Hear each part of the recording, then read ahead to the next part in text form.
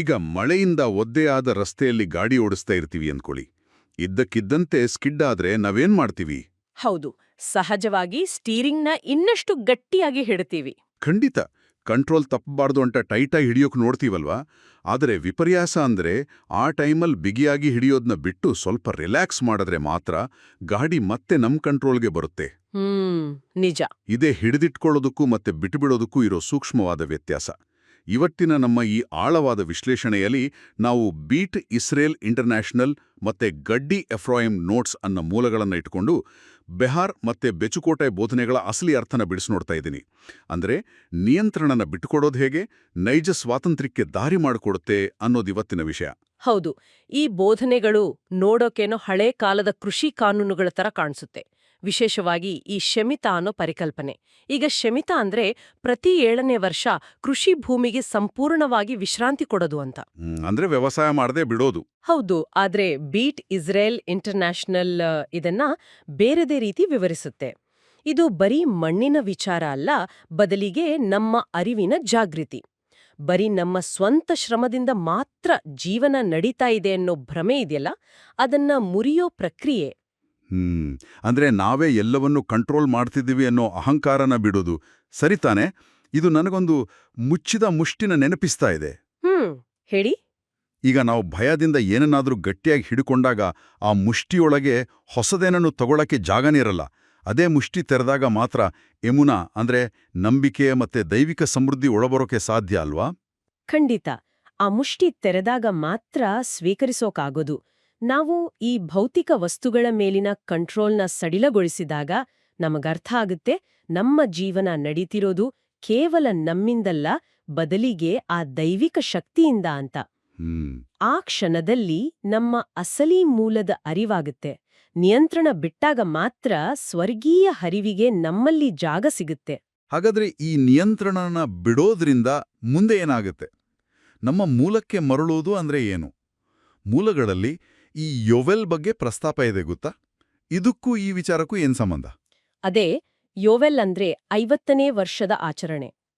ಆ ವರ್ಷದಲ್ಲಿ ಪ್ರತಿಯೊಂದು ಮಕ್ಕೋಮ್ ಅಂದ್ರೆ ಪ್ರತಿಯೊಬ್ಬರೂ ತಮ್ಮ ಮೂಲ ಜಮೀನಿಗೆ, ತಮ್ಮ ಅಸಲಿ ಮನೆಗೆ ಮರಳುತ್ತಾರೆ ಅಂತ ಹೇಳಲಾಗಿದೆ. ಓಕೆ. ಇದು ಕೇವಲ ಆರ್ಥಿಕ ಮರುಹೊಂದಾಣಿಕೆ ಅಲ್ಲ, ಇದು ನಮ್ಮ ಅಸ್ಮಿತೆ ಅಥವಾ ಐಡೆಂಟಿಟಿನ ಮರಳಿ ಪಡೆಯೋದು.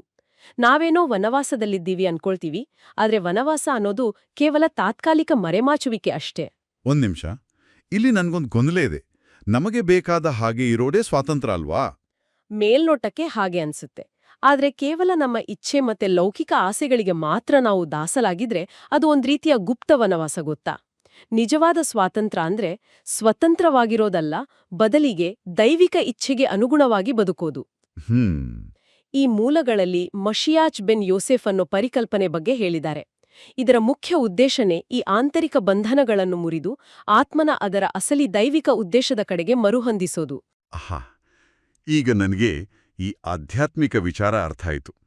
ಆದರೆ ಈ ಮೂಲಗಳು ನೇರವಾಗಿ ಕೃಷಿ ಭೂಮಿ ಮತ್ತೆ ಬರಗಾಲದ ಬಗ್ಗೆ ಕೂಡ ಮಾತಾಡುತ್ತೆ ಅಲ್ವಾ?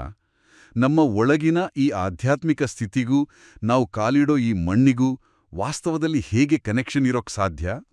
ಇದು ಬಹಳ ಆಳವಾದ ಪ್ರಶ್ನೆ. ಸೃಷ್ಟಿಯ ವ್ಯವಸ್ಥೆಯಲ್ಲಿ ಈ ಭೂಮಿ ಇದೆಯಲ್ಲ, ಆದಮ್ ಅಂದ್ರೆ ಮನುಷ್ಯನ ಒಳಗಿನ ಸ್ಥಿತಿನ ಪ್ರತಿಬಿಂಬಿಸೋ ಕನ್ನಡಿ ಇದ್ದಾಗೆ. ಮನುಷ್ಯ ಸ್ವಾರ್ಥದಿಂದ ಎಲ್ಲವೂ ನನ್ನ ಕಂಟ್ರೋಲ್ನಲ್ಲೇ ಇದೆ ಅಂತ ಪ್ರತ್ಯೇಕವಾಗಿ ಬದುಕಿದಾಗ ಅದು ಆಧ್ಯಾತ್ಮಿಕವಾಗಿ ಒಂದು ಸಂಕೋಚನನ ಸೃಷ್ಟಿ ಮಾಡುತ್ತೆ.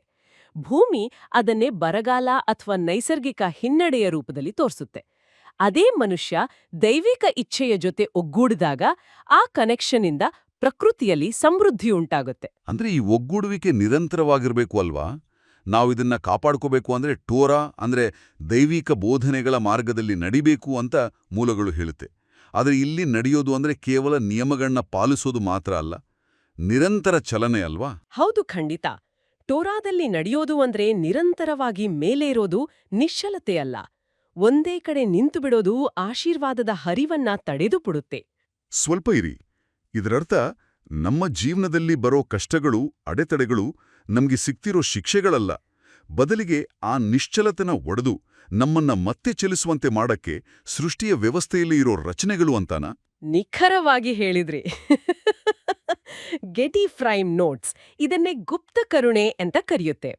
ಪ್ರತಿಯೊಂದು ಕಷ್ಟದಲ್ಲೂ ಒಂದು ಗುಪ್ತ ಕರುಣೆ ಇರತ್ತೆ, ಅದು ದಾರಿ ತಪ್ಪಿದ ಆತ್ಮನ ಮರಳಿ ಸರಿದಾರಿಗೆ ತರುತ್ತೆ.